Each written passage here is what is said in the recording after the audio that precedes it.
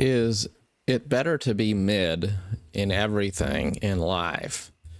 That's the question. I was watching a video about how ugly women tend to be really mean, and beautiful women tend to be really psycho, for lack of a better word. And I do think that that's true, because when women are ugly, they feel marginalized, and so they will react. And it's kind of just, if you are bullied, you're more likely to be a bully, right? And then, of course, if you're really beautiful, it's very easy to become extremely fickle, and then you're just looking for attention, because it's very easy to thrive on getting attention. For example, I was just talking to a friend of mine the other day about how men and women have their own challenges, but the reality is, if you're a beautiful woman, all you really have to do is bat your eyes at many guys of your choice, and you could have a guy who will be loyal to you and kind of be like a dog, trying to provide for you and let you live with him and all of that. And so there's this opportunity to just market your body in exchange for not having to really put in any particular work. And that's just part of how biology works to some degree. But we are more than the sum of biology. We also have society. We have values which are more than just skin deep. So the things that matter are character and virtue and being the right kind of a person. But at the same time, you don't really want something that's extremely ugly or aesthetically unpleasing, right? Like, that's also true. You can't get around it. And so it's sort of like if I was playing a game, right? There's games that I really love. They're beautiful, amazing games in their own way. But maybe it's a game from the late 90s or something, and people loved it. No kidding. They totally did. But it's just not a very good looking game anymore. And so maybe it kind of has a nostalgia hit, but it's not a game that I would want to play just because it doesn't look good, it doesn't feel good, it doesn't play well. I'd rather spend my time doing something that is going to have good UI. It's going to feel pleasant on the eyes and such and so forth. And yet I also look at the games I play, and I realize quite often I'll play a game that's maybe not got the best graphics, or maybe it's 10 or 15 years old since it was launched. And it's still beautiful. It's still elegant. It still has great UI. It still checks all the boxes of what I'd be looking for. It just isn't over the top, absolutely AAA top tier necessarily, right? And then I think about things in the workplace. I think about how there's people who try to be really, really good at what they're doing in their field of work. And that's fine, but then they wind up getting so full of themselves, so obsessed with min-maxing, if you will, that they don't really have a high level appreciation for the purpose of what they're doing other than themselves. It's all about just trying to make life like a speed run, trying to be the best, be the fastest, be number one. And they can't stop and smell the roses. They don't have the capacity to respect others because they're always trying to compare themselves to others.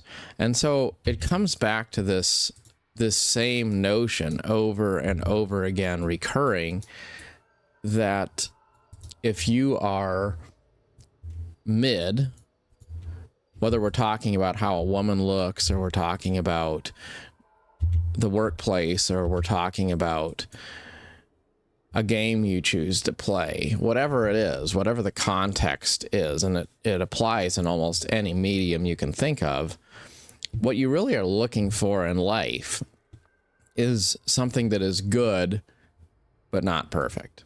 You know, not something that is really, really, you know, scraping the bottom of the barrel. And you're not looking for something that's really, really perfect on paper. You're looking for something that's, you know, like as far as women go, like the 7 out of 10, right? The, you know, the 6 out of 10 that can clean up and become a 8 out of 10 if she wants to.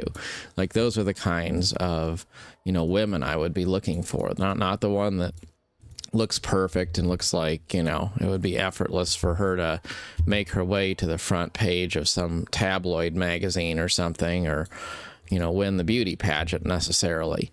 It's the one that's, you know, probably fairly good looking and fairly, you know, just all around has a level of charm and attractiveness, but also isn't really the 10 out of 10 knockout necessarily. The one that will be reliable and trustworthy and kind and patient and, you know, not bitter because, you know, she feels like the world has done her wrong, and also not full of herself because she thinks she can do no wrong. And when I sit down to play a video game, it's going to be the one that's not perfect, and I could point out the things that aren't really 100% perfect about it, and yet I'm also going to enjoy it because it is designed well and checks the right boxes. And, you know, I want to be a person who performs well in terms of the work that I do. I want to take pride in my work, and I want to surround myself with people who are professional and who take pride in their work. But I don't want to be surrounded by the people who are extreme min-maxers in their professional fields, to where everything is all about competing with other people instead of just, you know, being present in the moment and really enjoying the life and the privilege of service that they have.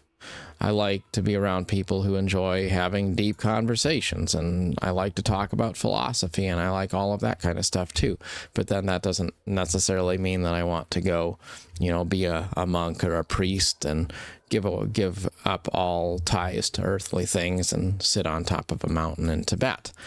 And so in life, I just think it comes down to a lot of situations where we could potentially be inclined to want the best. But if you really deep dive into it and you look a little bit closer, you realize that being number one is not necessarily the same as being the best fit for you.